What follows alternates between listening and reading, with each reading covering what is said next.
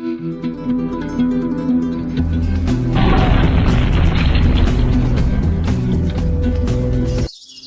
शहर में विजया नाम की एक गरीब विधवा अपनी बेटी राधा के साथ रहती थी। विजया इडली का ठेला लगाती थी। सुबह से शाम तक विजया इडली के ठेले पर मेहनत करती थी। विजया की इडली दूर दूर से लोग खाने आते। इसका भी कारण था, विजया 10 रुपए प्लेट बेचती थी, इसीलिए लोगों को उसकी इडली के दाम बहुत सस्ते लगते थे। विजया बहन, एक प्लेट इडली देना।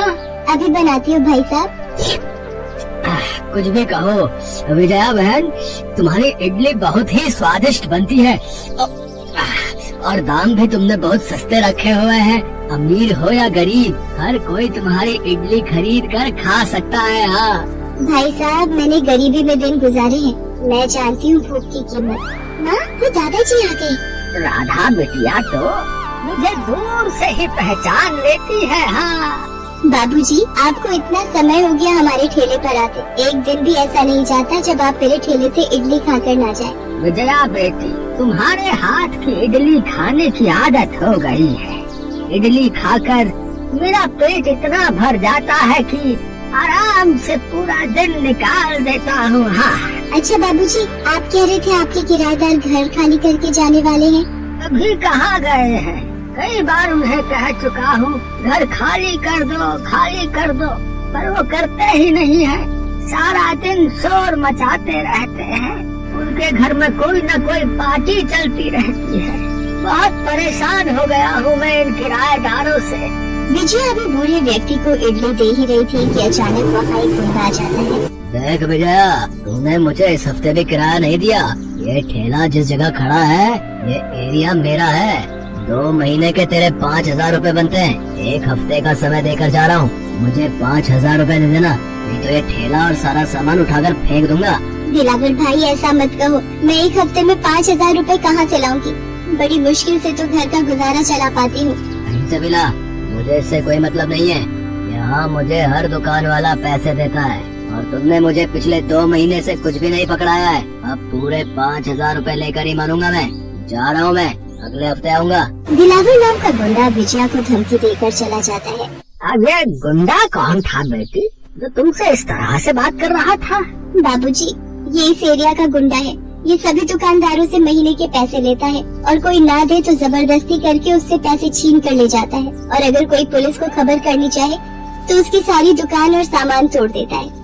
इसीलिए यहाँ पर इस दिलावर के खिलाफ कोई भी शिकायत करने की हिम्मत नहीं जुटा पाता। बेटी, मैं कुछ सहायता कर सकूं तो? नहीं बाबूजी, आपने इतना कह दिया यही काफी है। बेचारी विजया परेशान हो जाती है। वो उस बूढ़े व्यक्ति को परेशान नहीं करना चाहती थी, इसलिए वो बूढ़े व्यक्ति की मदद लेने से इनकार कर देती है। 2 दिन बीत जाते हैं। विजया परेशान हो रही थी। माँ, क्या हुआ? तुम ठीक तो हो? राधा, कुछ दिनों बाद दिलावर पैसे लेने आ जाएगा, मैं कहाँ से दूंगी? मेरे पास सिर्फ 900 रुपए ही जुड़े हैं। अब क्या होगा? माँ, कहाँ से पैसे लाओगी? देखती हूँ, वो बाबूजी उस दिन कह रहे थे। मैं सोच रही हूँ अगर मैं बाबूजी से उधार पैसे लेकर दिलावर को दे देती हूँ तो मैं बाबूजी के पैसे थोड़े थोड़े करके चुका दूंगी। कम से कम दिलावर जैसे गुंडे से पीछा तो छूट जाएगा। हाँ माँ, बाबूजी तो बहुत अच्छे हैं, वो हमारी मदद जरूर करेंगे। विजया ठेला लेकर बाजार पहुँचती है। पूरा दिन बीत जाता है पर वो बूढ़ा व्यक्ति इडली खाने ठेले पर नहीं आता। माँ, बाबूजी तो आज इडली खाने के लिए आए ही नहीं, अब क्या करोगी? पता नहीं, बाबूजी पिछले 2 दिन से आ ही नहीं रहे हैं। वो तो कभी ऐसा नहीं होता कि इडली खाने ना आए। कुछ तो बात है, शायद तबीयत ठीक ना हो, इस वजह से ना आ रहे हो। विजया को लग रहा था कि बूढ़े व्यक्ति की तबीयत ठीक नहीं है, इसलिए शायद वो इडली खाने नहीं आए हैं। पर जब 6 दिन बीत जाते हैं तब विजया को भी चिंता होने लगती है। दिलावर कल अपने पैसे लेने आ जाएगा, मेरे पास कुछ भी इंतजाम नहीं हुआ है। बड़ी मुश्किल से सिर्फ 2500 रुपए जोड़ पाई हूँ। मैं क्या करूँ भगवान, समझ नहीं आ रहा। अगर वो बाबूजी आ जाते तो मैं उनसे कुछ मदद मांग लेती, पर वो भी नहीं आ रहे हैं। राधा, बाबूजी तुम्हें बता रहे थे कि वो कहाँ रहते हैं? तुमने एक बार उनसे पूछा था ना? हाँ माँ, वो बता रहे थे कि काली माँ का बड़ा मंदिर जो है उसके बगल वाली गली में ही फ्लैट में रहते हैं। एक काम करते हैं राधा, वापसी में घर जाते हुए हम उनसे एक बार मिल लेते हैं, शायद वो हमारी थोड़ी मदद कर दे, वरना कल दिलावर आकर मेरा पूरा ठेला उजाड़ देगा। रात को अपना काम निपटा कर विजया राधा के साथ बूढ़े व्यक्ति के घर की ओर चल पड़ती है और बूढ़े व्यक्ति का नाम पूछते हुए वो उनके फ्लैट पर पहुंचती है और घंटी बजाती है। कौन हो, किससे मिलना है? जी, यहाँ पर रतन लाल जी रहते हैं, मुझे उन बाबूजी से मिलना था। वो अब यहाँ नहीं रहते, वो ये घर हमें बेचकर अपने गांव चले गए हैं। पर बाबूजी अचानक गांव? मुझे इतनी कहानी नहीं पता, उन्हें पैसों की जरूरत थी, ये घर हमें बेचकर चले गए। ए लड़की, वहाँ खिड़की में क्या झांक रही है? चली धरा, चली जाओ यहाँ से, बेकार में मेरा टाइम खराब मत करो। विजय वहाँ से निराश होकर चली जाती है। रास्ते में, माँ मुझे लगता है वो आंटी झूठ बोल रही है, दादाजी अंदर कमरे में ही है, मुझे खिड़की से उनकी झलक दिखाई दी थी। क्या? ये तो क्या कह रही है राधा? हाँ माँ, मैं सच कह रही हूँ, दादाजी मुझे दिखाई दिए थे। विजया पूरी रात सो नहीं पाती, वो सुबह सुबह पुलिस स्टेशन पहुँचती है और सारी बात पुलिस को बताती है। देखो, तुम्हारे कहने पर हम चल तो रहे हैं, पर अगर वहाँ कोई नहीं मिला तो तुम्हारे लिए भी परेशानी होगी। यार,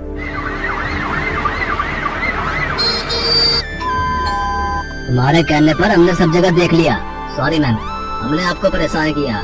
इंस्पेक्टर साहब, आप इस गरीब औरत पर विश्वास कर रहे हैं। पता नहीं ये लोग थोड़ा बहुत ग्राहक के साथ घुल मिल क्या जाते हैं, उसके घर तक ही पहुंच जाते हैं। इस औरत को मैंने पहले ही कह दिया कि हमने ये मकान खरीद लिया है और अब जो यहाँ बुजुर्ग व्यक्ति रहते थे वो अपने गाँव चले गए हैं। विजया अपना इडली का ठेला लेकर काम पर आ जाती है। वो अभी बूढ़े व्यक्ति के बारे में सोच ही रही थी कि अचानक दिलावर आ जाता है। यहाँ जल्दी से मेरे 5000 रूपए निकाल।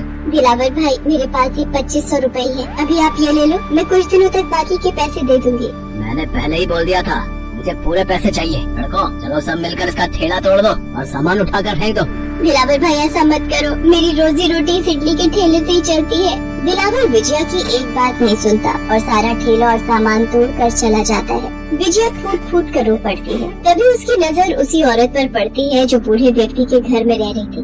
ये तो वही महिला है, शायद अपने पति के साथ है, पर ये मोटी रस्सी क्यों खरीद रही है? मुझे कुछ गड़बड़ दिखाई दे रही है, मुझे एक बार फिर से बाबूजी के घर जाना होगा। विजया उन दोनों पति पत्नी का पीछा करते हुए बूढ़े व्यक्ति के घर तक पहुँचती है। सुनो जी, आज इस बूढ़े का काम तमाम ही कर देंगे। इसे रस्सी में बांधकर गाड़ी में ले चलते हैं और किसी नदी में फेंक देंगे, फिर ये घर और जायदाद हमारी हो जाएगी। हे भगवान, ये दोनों बाबूजी को मार देंगे, मुझे कुछ करना होगा।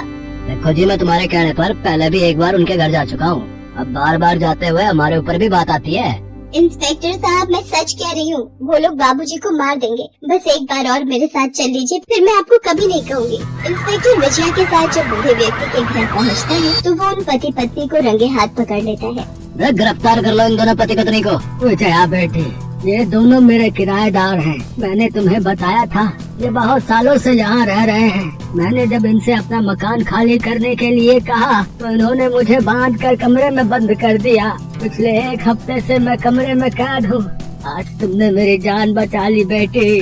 दादाजी, आपको पता है दिलावर ने हमारा सारा ठेला तोड़ दिया, सारा सामान भी फेंक दिया। बाबूजी, आप ठीक है, मुझे इस बात की बहुत खुशी है। विजया बेटी, आज तुमने मेरी मदद की है, तुम्हें चिंता करने की कोई जरूरत नहीं है। मेरे पास इतने पैसे हैं कि मैं तुम्हें एक होटल खोल कर दे सकता हूँ। तुम राधा बेटिया को पढ़ा लिखा कर बड़ा करो, अपने खाने के व्यापार को आगे बढ़ाओ। मेरा इस दुनिया में कोई नहीं है। अगर मैं तुम दोनों के काम आ सका तो मेरे लिए बहुत खुशी की बात होगी। हाँ बेटा। बूढ़े व्यक्ति की मदद से विजया साउथ इंडियन होटल खोल लेती है, पर वो अभी भी पहले की तरह सस्ती थाली ही बेचती थी ताकि कोई भी गरीब आसानी से थाली खरीद कर खा सके।